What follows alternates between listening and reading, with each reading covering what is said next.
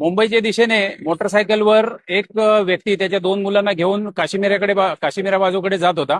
त्यावेळेस मागे बसलेला जो मुलगा होता तो खाली पडला आणि त्याच्यावरून सिमेंट मिक्सर गेल्यामुळे त्याचा मृत्यू झालेला आहे.